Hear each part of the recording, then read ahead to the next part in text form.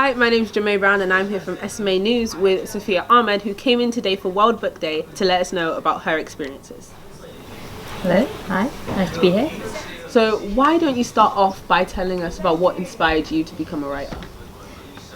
What inspired me to become a writer? I think it was my love of reading. I always loved reading from a very young age, and that inspired my imagination, and that pushed me to become a writer because I had lots of stories in my mind that I wanted to share with other people.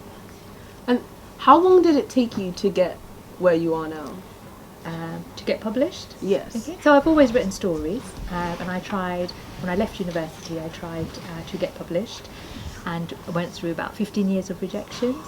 I was always told that what I was writing wasn't suitable for young people, they wouldn't be interested.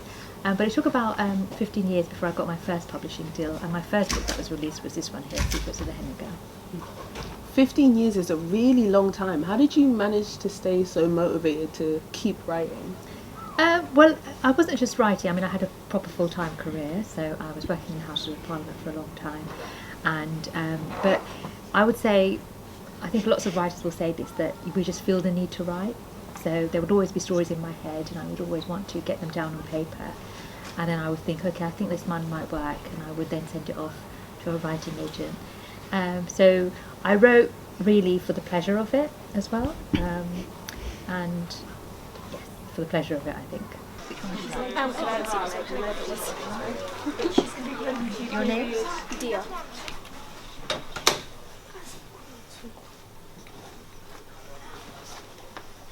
And lastly, for all our future writers, do you have anything you'd like to say to them? So anything that you think would help them to get further in their dream of becoming a writer?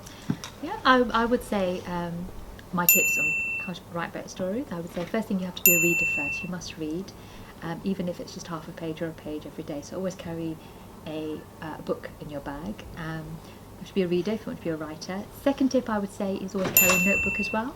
I always have a notebook with me because you never know when your imagination might go off and you might have a story idea that you want to write down.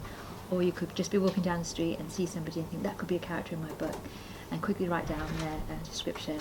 So when I sit down to write, I have a whole notebook of my own writing that I can refer to. So always carry a notebook, try and write in it every day, a couple of lines, half a paragraph, half a page. And my third tip is, for budding writers, is to enter writing competitions. There are so many that are available for all age groups, and you could just do a search on them online, and they will turn up. Submit your stories.